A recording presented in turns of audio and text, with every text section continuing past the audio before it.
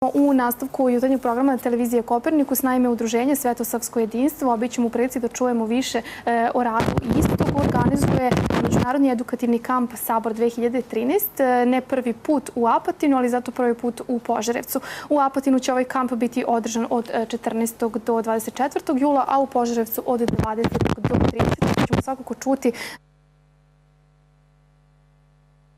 kako izgleda program i ko su polaznici ovoga kampa, a gosti jutarnjeg programa televizije Kopernikus na tu temu su Dušan Đurić, predsjednik Udruženja Svetosavsko jedinstvo, i Radomir Počuča, odnosi sa javnošću istog udruženja. Dobro jutro i dobrodošli. Bolje vas našli, dobro jutro. Dobro jutro. Ako se slažete, možda zapravo da krenemo od toga šta ovo udruženje predstavlja, oko koje ideje su se okupili oni koji su članovi ovog udruženja i od kada postoji?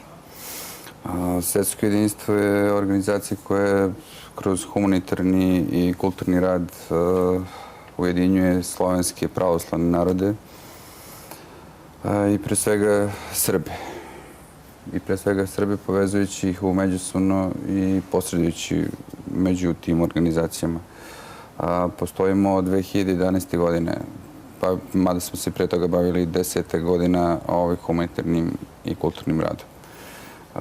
Posebnu pažnju posvećujemo mladima kroz edukativne, kulturne, sportske i ostale manifestacije. Utičemo na podizanje nacionalne svesti dece, omladine, naroda i razvijamo osjećaj pripadnosti. A kao inicijatori udruženja i ujedinjenja svih udruženja koje su iskrena, patriotski opredeljena u ovom ostvarivanju ciljeva kulturnih i humanitarnih, su nam se pridružile i ostale organizacije iz Srbije i van Srbije. U pitanju je nevladina, neprofitna, humanitarna organizacija, znači nije prosrpska, nego srpska, koja se bavi očuvanjem sopstvenog identiteta, tradicije, vrednosti, ono što ljudi sve više govore da treba da se vrati. Znači što je skrajnuto, kao što je moral, etika, tradicija, poštovanje sopstvenog identiteta. A koje su to organizacije koje ovo udruženje pod svojim okriljem okuplja? Kosovsko ognjište iz Kosovske Mitrovice, istoimena organizacija iz Banja Luke, onda Srpsko udruženje Ćirilica iz Beograda, Udruženje veterana, ratnih veterana srpskih zemalja od 1990-1999. Patriotski front, i naravno Društvo za očuvanje sećanja na holokaust jevrejskog naroda, tako da imamo i njihovu podršku u očuvanju, da kažem, istine i pravih vrednosti. I naravno jedna, neću da kažem strana, bez obzira što je iz druge zemlje, nego bratska organizacija, Kosovski front iz Rusije, koja je i kvalitativno i kvantitativno pomogla dosad godinama već, i ovo je jedan od načina da im odamo i priznanje i počast za njihovo delovanje u očuvanju srpskog identiteta. Da kažemo jedno hvala ruskom narodu u tom kontekstu, i zato pozvali smo ih da uđu u upravni odbor Svetskog jedinstva, što je prvi jedinstven slučaj u našoj zemlji da je jedna organizacija nije sujetno nastupila, nego je pozvala i drugi koji su nam... To jeste jedinstvo, da kažem. Sad, kad to znamo, onda treba se dotaći onoga što je najaktuelnije, to jesu ova dva kampa. Kamp u Apatinu se već tradicionalno održava, ako sam ja dobro shvatila, a u Požarevcu to je nešto što je novo, je li tako? Pa da krenemo zapravo od toga šta je ideja zahvaljujući kojoj se ta dva kampa realizuju i ove godine. Pa baš zato što je prepoznato šta fali ovom narodu u omladini, odnosno na koji način i kako mogu da se opet reuspostave te tradicionalne vrednosti i principi. Mogu reći da je njegovo ostvarenje u potpunosti rezultat napora Udruženja ratnih veterana srpskih zemalja, Patriotski front, takav vid vaninstitucionalne edukacije je već primenjen decenijama ili čak duže na svim meridijanima. To je po principu izviđača, skauta, gde se deca i druže i uče i, da kažemo, vrednuju neke osnovne životne vrednosti kao što je disciplina, timski rad, zajednički kolektivni duh i slično. Tako da... Polaznici kampa. Evo mi vidimo kadra kako to otprilike izgleda. To je od ranije godine, je li tako? Da. Ko su polaznici kampa? Pa mladi uzrasta od 10 do 19 godina. Možda i postoji neko odstupanje godina, dve najmanje je problem, ali obično su, da kažemo, 150 polaznika je u jednom kampu i to su deca iz bivših republika SFRJ, iz Crne Gore, iz Bosne i Hercegovine, naravno iz Rusije, deca izbeglih lica, raseljenih, deca palih boraca, ratnih veterana i slično. I naravno deca sa Kosova, pod broj 1, i socijalno ugroženih sredina isto.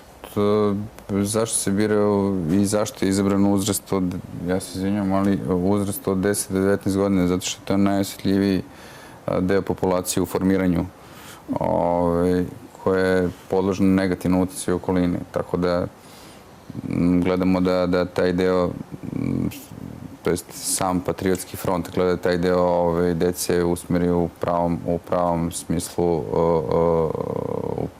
te reči edukacije, formiranja ličnosti ka tome da shvate da nisu sama, da nisu izolovana, da nisu ostavljena negdje tamo samim tim što deca sa Kosova i Metohije dolaze prvi put. Na primjer, imali smo primjer da prošle godine da su deca prvi put vidjela Dunav, što je jako žalostno. Naravno, i dobro je da takvi kampovi onda postoje. Kako izgleda smeštaj u kampu? Nešto smo mogli da vidimo na osnovu ovih kadrova. Kako je to sve tamo organizovano? Nekoliko dana traje to sve? 10 dana. Kamp je šatorski, kao što možete vidjeti na ekranima. Naravno, obezbeđeni su svi uslovi što se tiče ishrane, higijenski uslovi, prilagođeni višednevnom boravku u prirodi uz obezbeđene rekvizite, nastavna učila i slično. Naravno, kao što vidite, deca dobijaju majice tako da su uniformisane, osjećaju da su u grupi. Naravno, podrazumeva se da je određen već plan i program po satnicama i tu su i instruktori, nastavnici, pedagozi, treneri, predavači i obavezani. Naravno, već je obezbeđen lekarski nadzor I ne samo lekarski, je li tako, nego neko brine o toj deci, s obzirom da je veliki broj dece u pitanju upravo u tom osjetljivom periodu koji ste pomenuli. Kako to funkcioniše? Postoji, da kažemo, nadzorni kolektiv koji realno trenutne probleme, dnevne probleme rešava zajednički od situacije do situacije, pošto deca, naravno, to je osjetljiv period i oni u tom uzrastu imaju svoje potrebe, svoje sukobe, eventualno. Sad, tu je naravno... Sada baš vidimo na ekranu pripadnicu policije, znači koji su uključeni u rad, u edukativni rad. Vidimo pripadnike vojske isto koji vrše edukaciju po principu istorije, srpske istorije i tako dalje. Razvijaju se, da kažemo, razvijaju se usvajanje osnovnih životnih vrednosti kao što su kultura, umetnost, sport, zdrav život, ishrana, razvoj ekološke svesti, naravno podizanje nivoa svesti u humanitarnom delovanju i socijalnoj svesnosti, gde živimo, zbog čega postoje određeni problemi u ovom društvu i naravno kroz program kampa učesnici stiču samopouzdanje, samopoštovanje i naravno realnu sliku sveta. Ili ima neke razlike programske između kampa u Apatinu i onog u Požarevcu? Ne, po istom principu. Naravno, naša je želja da ti kampovi se rašire na što više mesta. Realno, roditelji bi verovatno, znajući koliko je opala, da kažemo, koliko su opale osnovne ljudske vrednosti, domaće vaspitanje, etika, moral, da su naša deca na ulici zatrpana sa negativnim primerima i nemaju bukvalno smernice na šta bi mogli da se oslone kao primer u životu. Zato i služimo u ovom kontekstu da bi deci pokazali da one stvari koje su usvojene u našem narodu, ono što je specifično za nas, da mogu da sami učestvuju u tome, da razvijaju i uče druge, po principu nuklearne fizike, naravno. I upravo je uloga roditelja, pretpostavljam, i u prijavi za ove kampove. Kako zapravo izgleda ta procedura? Pa potrebno im je da imaju potvrde lekara o psihofizičkom zdravstvenom stanju, naravno pismenu saglasnost roditelja ili staratelja, jer ipak nije mala stvar pustiti dete tih 10 dana da bude pod nadzorom, ok, to je stručan nadzor, tu priča nema, ali opet nije svejedno pustiti dete samo, pogotovo što prilikom dolaska u kamp nema korišćenja mobilnih telefona, laptopova i igrica, nego se radi bukvalno na kolektivnom duhu, zajedničkom radu, razvijanju pravog drugarstva. Ono što smo nekad imali, ona, da kažemo, srećne vremena 80-ih i ranije, kad su bile omladinske radne akcije i slično, kad su mladi kroz rad sticali radno iskustvo i neko druženje koje se razvijalo posle godinama. Što nemamo mnogo vremena, ja da iskoristim priliku da pitam još dosta stvari. Raspored je gust tih svih 10 dana. Pretpostavljam da je to popunjeno, s obzirom da nema mobilnih telefona, igrice i laptopove, ali tako? Kako su iskustva oni koji su već te kampove prošli? To vi Duli mogu da kažeš. Iskustva su vrlo pozitivne i najviše samo primjer da je prošle godine u kampu je bilo gostovanje. Imali smo kapacitet za 50 dece, ove godine imamo 150. Ima još mesta za ove kampove sada ili je to sve popunjeno? Sada je sve popunjeno i u Apatinu i u Požarevcu. Međutim, sledeće godine planiramo da proširimo to sve na još par kampova, tako da interesovanje je ogromno. Ljudi nam se javljaju sa svih strana. Mi se trudimo da je samostalno, mi nemamo pomoć, faktički ni države nemamo pomoć. Zato nam je i potrebno sada, znači da nam se obrate svi oni koji žele dobro ovoj deci, našoj deci. Ja ću samo onda zamoliti kolege iz režije da nam pustite broj telefona, vi slobodno da recite. Da nam se obrate, nije problem da li u materijalnim sredstvima, u logistici, u prostoru, svaka pomoć je dobrodošla. Ovo pre svega humanitarni i edukativni karakter. Nema profita, nema, da kažemo, zloupotrebe, jer radimo za našu budućnost, za našu decu, za njihovo zdravlje, za njihovo psihofizičko zdravlje uopšteno. Znači, otvoreni smo za sve ljude koji žele po ovim principima da rade za očuvanju pravih vrednosti, morala, etike, vaspitanja i sopstvenog identiteta.